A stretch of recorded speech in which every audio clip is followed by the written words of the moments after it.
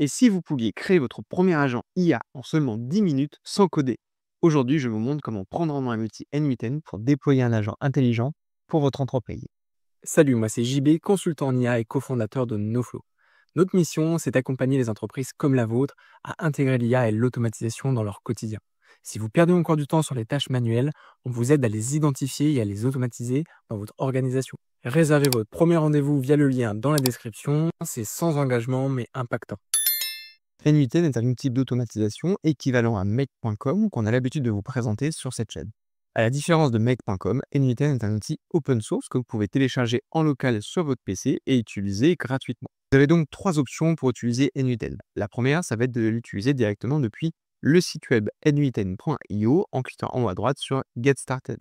Vous avez un abonnement gratuit qui vous permet de l'utiliser avec un nombre limité d'opérations et de scénarios actifs. Et vous avez également accès aux offres Starter et Pro à 20 € et 50 € par mois. Donc là, vous voyez tout de suite la limite en termes de coût. En effet, si vous avez un nombre de scénarios conséquent qui tournent en même temps et que vous effectuez un nombre d'opérations plutôt élevé, je vous déconseille de passer en direct sur N8N. La deuxième option qui s'offre à vous, ça va être de faire tourner N8N en local. Pour ce faire, vous allez télécharger le code open source de l'outil et le faire tourner directement sur votre PC ou vos serveurs. Et cette deuxième option a également des limites puisque ça signifie avoir une puissance de calcul suffisante pour faire tourner l'ensemble de vos scénarios. Et deuxièmement, il faut que votre ordinateur ou vos serveurs sur lesquels vous faites tourner l'outil N8N tournent constamment. La troisième et dernière option qui s'offre à vous, et c'est celle personnellement que je recommande, ça va être d'utiliser N8N directement à travers un hébergeur. En l'occurrence, je vais utiliser l'hébergeur Hostinger. Il va vous permettre de déployer l'outil N8N dans des data centers qui sont puissants et qui tournent 24 h sur 24, 7 jours sur 7. Si vous choisissez de prendre cette troisième et dernière option, je vous invite à prendre le lien dans la description qui vous donnera 20% de réduction en plus de l'offre qui est actuellement en cours. Une fois que vous avez cliqué sur le lien dans la description, je vous invite à aller directement dans Hostinger sur Service et à cliquer sur Hébergement VPS N8N. Sur cette page, vous allez pouvoir choisir l'offre d'hébergement qui correspond à vos besoins. En l'occurrence, ce qui différencie ces quatre offres, c'est principalement la puissance de calcul qui est mise à votre disposition, mais également l'espace de stockage. Pour démarrer, si vous avez des besoins d'automatisation plutôt modestes, je vous invite à venir tester la première offre en la sélectionnant. Une fois que vous avez sélectionné votre offre, je vous invite à venir sélectionner la durée d'engagement. Donc là, vous voyez, je m'engage pour 1 an et je vais héberger mes données et les serveurs directement en France. Donc ça, c'est un argument de plus pour vos clients ou votre entreprise. Comme vous pouvez le voir, il y a trois arguments qui vont décider à prendre l'hébergement sur Hostinger. Le premier, c'est que vous avez un nombre illimité d'opérations pour, vous voyez à l'écran, 57 € par an. C'est quand même imbattable. Et on le voyait tout à l'heure avec l'offre de N8N qui nous proposait un abonnement mensuel de 50 €. Le deuxième argument, c'est que nous sommes sur des serveurs qui tournent 24 h sur 24, 7 jours sur 7. On n'a donc pas à se soucier de la gestion d'un data center. Hostinger s'en occupe pour nous. Enfin, les données sont hébergées en France, qui est un argument de poids quand vous êtes face à une entreprise française. Vous êtes plus de 80% à regarder notre contenu sans vous abonner. Si vous appréciez notre travail, cliquez sur le bouton s'abonner. Ça nous aide énormément et ça nous encourage à vous proposer du contenu toujours plus avancé. Je vous remercie. Une fois que vous avez pris votre hébergement dans Hostinger, on va pouvoir passer à la configuration. Première étape de la configuration de votre serveur. Ici, il vous propose un outil pour le protéger. En l'occurrence, c'est gratuit. Je vais donc le laisser cocher. Je clique sur Continuer. Enfin, il vous propose de définir un mot de passe pour toujours plus sécuriser votre serveur. Ce que vous allez faire, vous allez cliquer sur Continuer. Ça y est, votre serveur est configuré. Comme vous pouvez le voir, il est localisé en France, à Paris. Il est sous un système d'exploitation Linux Ubuntu. Et vous avez le nom d'hôte qui s'affiche à l'écran. Une fois que c'est fait, une page s'affiche à l'écran, vous expliquez qu'il est en train de finaliser la configuration de votre serveur. On va le laisser travailler et revenir juste après. Ça y est, votre configuration est terminée. Ce que je vous invite à faire, c'est à revenir dans le menu de Hostinger et à cliquer directement dans l'onglet VPS. Ici, vous verrez votre serveur qui a été installé. Vous pouvez cliquer directement sur Gérer et je vous invite à cliquer sur Gérer l'application N8N. Vous avez maintenant accès à votre application N8N, comme vous pouvez le voir à l'écran, qui tourne donc directement sur les serveurs de Hostinger. Ce que je vous invite à faire, c'est à venir renseigner les informations email, prénom, nom et mot de passe pour venir créer votre compte. Si comme moi, vous aviez des problèmes de connexion avec la dernière version de N8N installée sur votre serveur, je vous recommande de passer sur une version de N8N antérieure qui en l'occurrence est beaucoup plus stable et élimine ces problèmes de perte de connexion. Pour ce faire, vous allez cliquer sur Terminal de navigateur qui va vous emmener directement sur le terminal de votre OS Linux Ubuntu. Ici, vous allez copier-coller la ligne de commande pour venir vérifier la version de N8N qui a été installée. Donc en l'occurrence, j'ai déjà downgradé, je suis déjà passé sur la version précédente qui est la version 1.78.1. Donc pour repasser sur cette version, je vous invite à venir copier-coller la ligne de commande que j'ai mis dans la description pour vous permettre de downgrader. Petite astuce ici, vous êtes dans le terminal d'un système d'exploitation Linux et en l'occurrence ici, si vous voulez utiliser les raccourcis classiques CTRL-C, CTRL-V, donc copier-coller, il ne faut pas juste faire CTRL plus la touche C ou CTRL plus la touche V. Il faut utiliser CTRL majuscule C et CTRL majuscule V pour que ça fonctionne. Une fois que c'est fait et que vous avez mis à jour votre version d'N8N, je vous invite à cliquer sur l'exemple d'agent IA qui est proposé par N8N. Comme vous pouvez le voir, je n'ai plus le problème de perte de connexion qui était affiché initialement juste ici en haut à droite dans mon interface. Ce que vous voyez à l'écran, c'est un système d'IA relativement simple. Vous voyez, on peut lui envoyer un message. L'agent va fonctionner en 3 temps. La première étape, ça va être la connexion à ChatGPT, qui va être notre modèle ici, LLM, et qui va permettre de répondre en langage naturel à la question. Le deuxième élément, ça va être la mise en place d'une mémoire. Et le troisième et dernier élément, ça va être la mise en place d'outils. Alors là, on peut en mettre autant qu'on le souhaite. Dans l'exemple qui a été mis à l'écran, c'est un outil vers un calendrier Google Calendar, mais on aurait très bien pu mettre un autre outil, comme par exemple une gestion de tâches ou même une gestion d'email. Première étape, ça va être la configuration du modèle LLM, donc dans OpenAI. Ce que vous allez faire, c'est double-cliquer sur le module, et là, vous allez avoir la possibilité de venir rajouter une connexion à OpenAI. Vous cliquez sur Nouveau Credential, et maintenant, il va falloir configurer notre première connexion API à notre compte OpenAI. Vous avez l'habitude, vous allez directement dans la gestion des clés API OpenAI, vous créez une nouvelle clé, on va l'appeler N8N, on va créer la clé et on va copier la clé API pour venir la coller directement ici dans N8N. Ça y est, la connexion a été testée, comme vous pouvez voir, elle est fonctionnelle, on va donc pouvoir venir utiliser les modèles LLM proposés par OpenAI.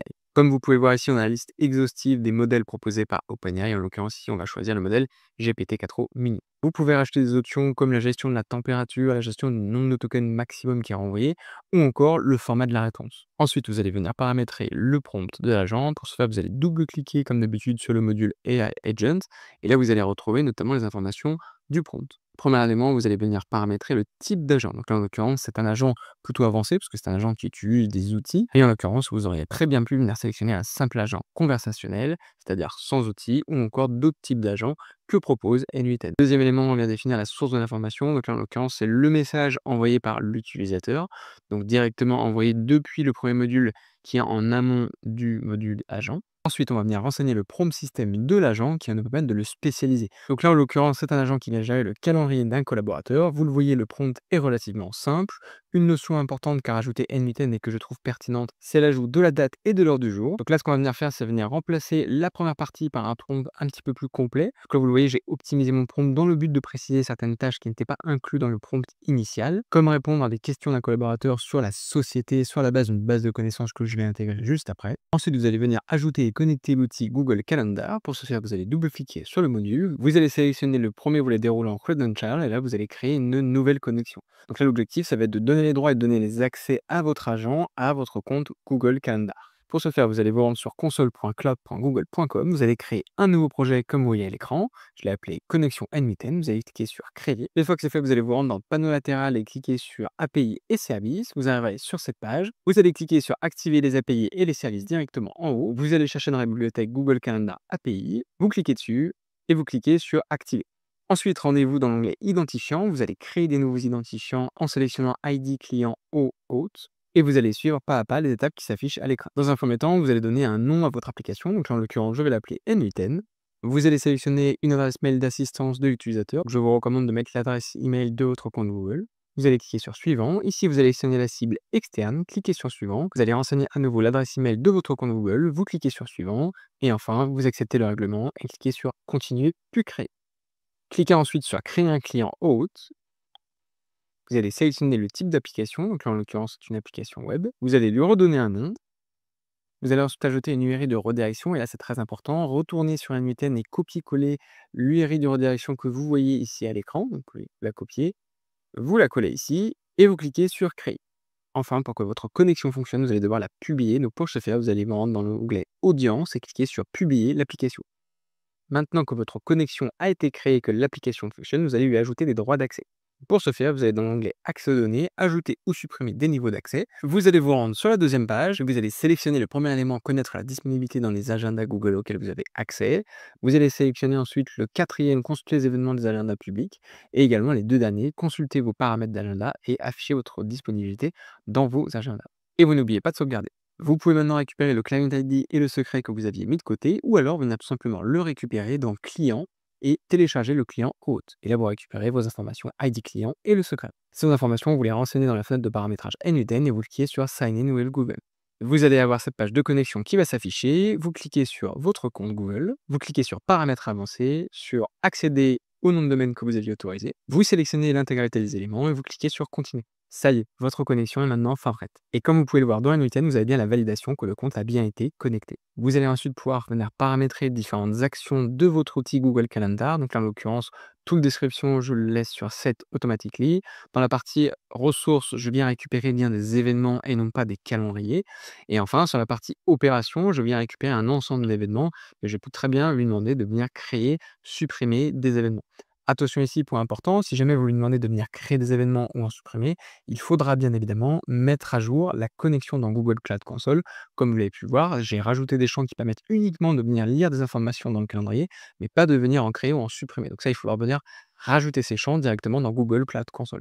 Ici, on va venir définir le calendrier que l'on souhaite venir interroger. En l'occurrence, je vais venir récupérer le calendrier de contact.noflow@gmail.com. Et enfin, vous avez un ensemble d'options que vous pouvez venir rajouter, mais je vous épargne le détail pour aujourd'hui. Enfin, le module mémoire va nous permettre de venir gérer la mémoire de notre agent et en l'occurrence l'historique des conversations qu'il y a eu précédemment avec lui. Donc là, si je double-clique sur mon module, je vois ici que la mémoire a été définie sur 5, ce qui signifie que les 5 dernières interactions, c'est-à-dire questions et réponses qui ont été envoyées à mon agent, vont être envoyées à mon agent avec ma nouvelle question, ce qui va lui permettre de comprendre l'historique des interactions et donc de m'apporter une meilleure réponse sur la base de cette historique. Ce que je peux également venir ajouter, c'est une base de connaissances à mon agent. Donc là, en l'occurrence, je vais rajouter un outil. Cet outil, c'est Google Doc.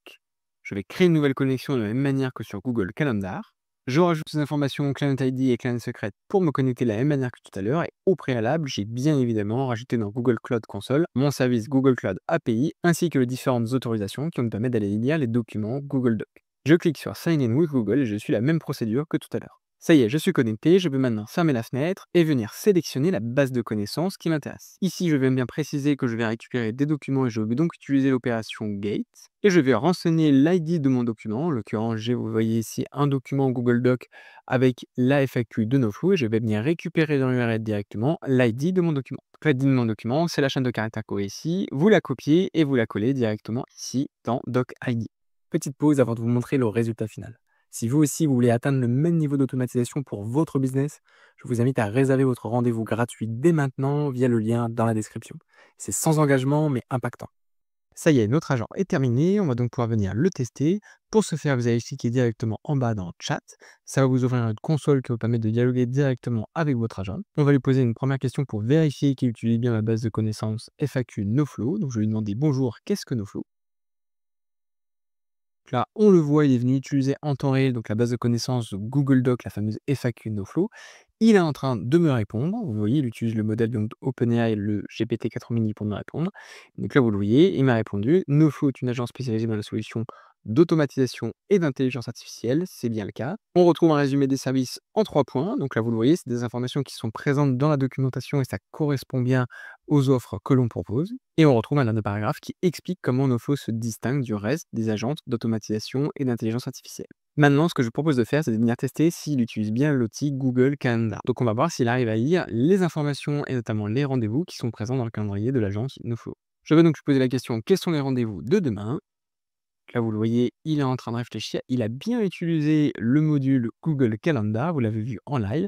Et là, il est en train de rédiger donc une réponse sur la base des informations de Google Calendar, mais également en utilisant sa mémoire, c'est-à-dire l'historique de précédentes conversations. Là, vous voyez, il nous a répondu. Et ce qui est super intéressant, c'est comme il a conscience de la date d'aujourd'hui qu'on avait renseignée dans le prompt system, souvenez-vous, eh bien, il est venu nous dire que donc demain, c'est-à-dire le 4 juin 2025, on a donc l'ensemble de ces réunions. Donc là, vous voyez, on a une première réunion d'équipe de 9 h à 10 h.